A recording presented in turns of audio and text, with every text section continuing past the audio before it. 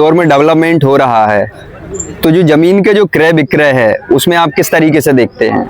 देखिए, अभी जो इंदौर का डेवलपमेंट जो चल रहा है, अपन देखेंगे कि अभी इंदौर का आसपास से डेवलपमेंट हो रहा है, नए फ्लाईओवर ब्रिज बन रहे हैं, मेट्रो सिटी अभी ऑलरेडी हो गया है।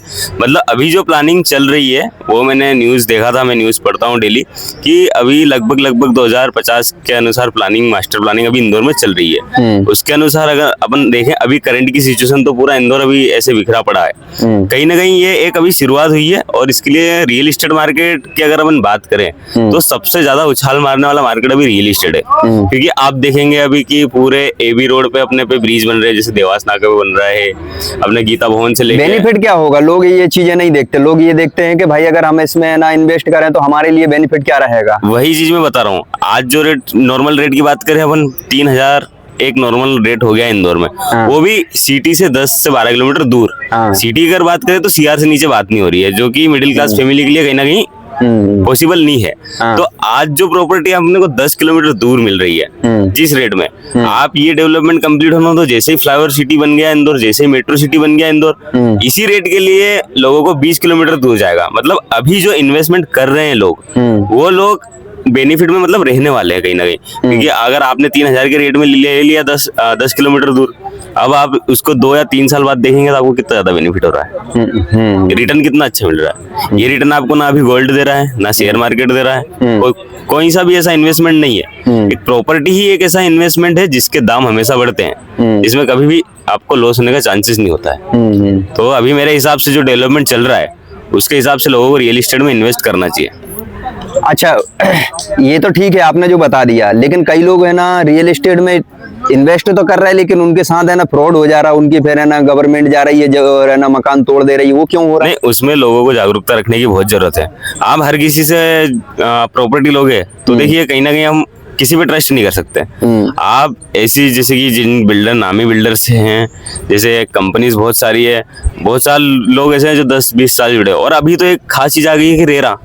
अब रेरा नंबर लो पहले कॉलोनी का, जो भी कॉलोनी है उसका रेरा नंबर, उसको आप गूगल पे रेरा चेक करो कि रेरा रजिस्टर्ड है कि नहीं। रेरा में आपको एक एक चीज दिख जाएगी, कॉलोनी कब कटी थी, उसका डेवलपमेंट कब होना है। क्योंकि आजकल ऐसा हो गया है कि जो गवर्नमेंट है वो 10% जो प्लॉट है वो मॉर्गेज रखती है, मतलब गवर्नमेंट के पास रखती है रेरा के नियम के अनुसार। तो अगर इनकेस होता है कि बिल्डर कॉलोनी कंप्लीट नहीं करता है, भाग जाता है, कुछ फ्रॉड हो जाता है, तो गवर्नमेंट वो प्लॉट निकाल के कॉलोनी का डेवलपमेंट करके लोगों को दे देती है। तो मेरे हिसाब से ये, अगर आपको सिक्योर रहना है तो आपको रेरा अप्रूव टाउनशिप में ही प्लॉट लेना चाहिए।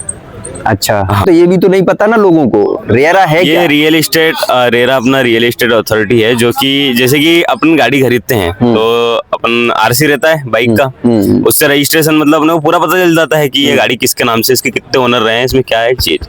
तो रेरा, जब रेरा नंबर अपन डालेंगे गूगल पर, तो रेरा के थ्रू अपने को कॉलोनी की ऐसी पूरी डिटेल्स पता चल जाएगी, कॉलोनी कब लॉन्च हुई थी, पहले ये जमीन किसकी थी, अब मतलब इसमें क्या क्या चीजें होने वाली है, नया डेवलपमेंट क्या है। मतलब रेरा में आपको सारी चीजें आपको मेंशन मिलेगी वहां पे, तो उससे आपको ये पता चल जाएगा। तो रेरा क्या क्या डेवलपमेंट करके देता है? रेरा डेवलपमेंट करके नहीं देता है, बिल्डर डेवलपमेंट करके देता है। पर रेरा में वो मेंशन करता है कि मैं ये डेवलपमेंट करके दूंगा। हाँ, वो क्या मेंशन करके देता है? जैसे कि आप कहीं की कॉलोनी में, आपने एक वॉक थ्रू वीडियो देखा कि यार इस कॉलोनी में स्विमिंग पूल है, क्लब हाउस है, इसमें अंडरग्राउंड इलेक्ट्रिसिटी है, इसमें सारी चीजें दी है, तो वो चीजें रेरा में मेंशन रही है। अगर वो चीज नहीं देता है, बिल्डर नहीं देता है कॉलोनी में बना के, तो वो कॉलोनी में कंप्लीशन सर्टिफिकेट नहीं आता है उसका। अच्छा, मतलब बिल्डिंग परमिशन, वहाँ पे बिल्डिंग नहीं बना सकते आप, ऐसा होता है। और वो बिल्डर को कंप्लीट करना ही पड़ेगा, क्योंकि उसके 10% प्लॉट ऑलरेडी गवर्नमेंट के पास है। अच्छा, तो ये सबसे बड़ा बेनिफिट है रेरा आने के बाद से। आप मतलब सिक्योर हो आप एक तरह से। पहले क्या है कि पूरे प्लॉट के आसपास बाउंड्री करते थे लोग तार से, अभी भी करते बहुत सारे लोग, ये सब करते हैं। बट अब ऐसा नहीं है, जब से रेरा आया, जब से आपकी 1 इंच भी जमीन इधर से उधर नहीं होती है, वो बहुत बड़ा बेनिफिट है कहीं ना कहीं। आप इतनी हमको जानकारी दे रहे हैं, ये आपको नॉलेज कहाँ से मिला ये सब चीज का? देखिए, मैं रियल एस्टेट फील्ड से हूँ, तथागत इंफ्राबुल्स मेरी कंपनी का नाम है। 5 साल से वर्किंग में है अभी, 5 साल कंप्लीट हो गया, हमने बहुत अच्छे से सेलिब्रेशन भी किया था। तो वहां से मेरे को ये सब चीजें सीखने को मिली है। और हमने अभी तक कम से कम 2 से 2,500 प्लस कस्टमर को उनके सपनों का घर हम अभी तक दे चुके हैं। इंदौर में घर लेना क्यों जरूरी है?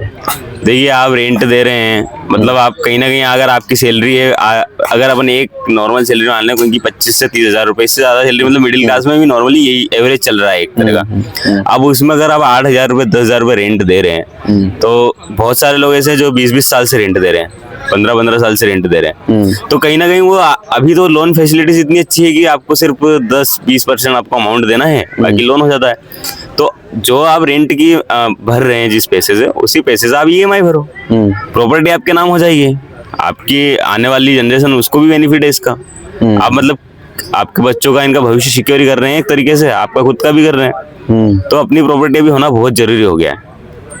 अच्छा, यहाँ पे जैसे है ना, कई लोग है ना किराए वगैरह से रहते हैं, तो उन लोग उसमें क्या तकलीफ आती है?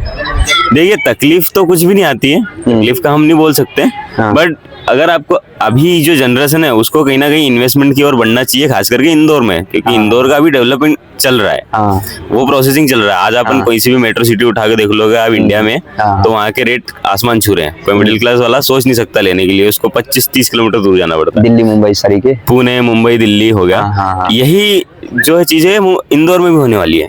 न्यू इंदौर बन रहा है, आसपास से फैल रहा है, डेवलपमेंट हो रहा है, मेट्रो सिटी हो रही है, यहाँ तक कि अंडरग्राउंड मेट्रो का काम भी स्टार्ट हो गया है। अंडरग्राउंड भी डलेगी, जो कि अपने खजराना से राजवाड़ा तक जो जा रही है, उसका काम भी स्टार्ट हो गया। तो प्रॉपर्टी लेना इसलिए जरूरी है कि आप आपके फ्यूचर, आपके बच्चों का फ्यूचर भी आपके साथ सिक्योर कर सको, क्योंकि बाद में ये चीज बहुत सारों के लिए पॉसिबल रहेगी नहीं, उनको फिर यहाँ से 25 किलोमीटर 30 किलोमीटर दूर जाना पड़ेगा। ऐसा है।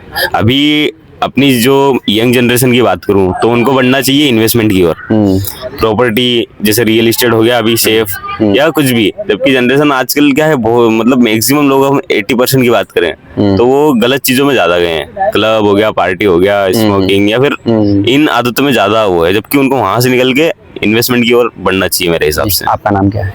मेरा नाम आशीर्वाद ठाकुर है। आप कुछ बोलना चाहेंगे? तो इससे है ना क्या बेनिफिट है, वो क्या नुकसान है?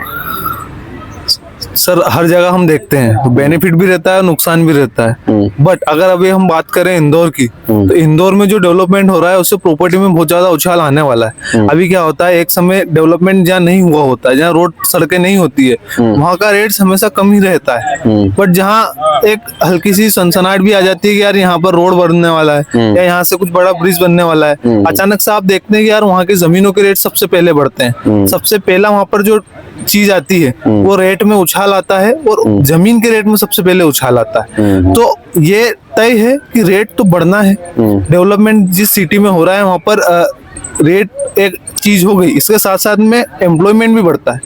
डेवलपमेंट आता है तो बहुत सारे लोगों की नई जॉब्स भी लगती है, जब जॉब्स लगती है तो बाहर से लोग भी आते हैं इंदौर में। साथ में सिर्फ हम रोड्स को डेवलपमेंट नहीं कह सकते, डेवलपमेंट पूरे शहर का तब होता है जब वहाँ पर अच्छी कंपनियां आए, बड़ी कंपनियां आती है, जैसे IT सेक्टर की कंपनियां हो गई, या बड़े इन्वेस्टर्स आते हैं जो कि फैक्ट्रियां डालते हैं, तो उससे डेवलपमेंट बढ़ता है। या न्यू जो हमारे कमर्स होते हैं जो अपना खुद का बिजनेस स्टार्ट करना चाहते हैं, तो वो डेवलपिंग फेज में जो सिटी होती है उनमें अपना अगर कुछ स्टार्ट करते हैं, खुद का बिजनेस स्टार्ट करते हैं, तो वो भी डेवलप होता है। इस कारण से क्या है, एम्पावरमेंट भी बढ़ता है। जब एम्पावरमेंट बढ़ता है, बाहर से लोग आते हैं सिटी में, अब ऑब्वियसली अगर वो इंदौर में आ रहे हैं तो इंदौर का क्या है कि डेवलपमेंट तो बढ़ ही रहा है, साथ में जो यंग जनरेशन है, इनकम भी बढ़ रही है। अगर इनकम बढ़ रही है तो इकोनॉमी भी कहीं ना कहीं बढ़ रही है। ये सारे फायदे से डेवलपमेंट सिटी के होते हैं, जो कि खुद तो बढ़ती है, साथ में वहाँ पर जो भी रहने आएगा, जो भी गृहस्थी लेकर आएगा, उनको भी साथ लेकर बढ़ती है। जी, आपका नाम क्या है? नकुल सिंह ठाकुर सर।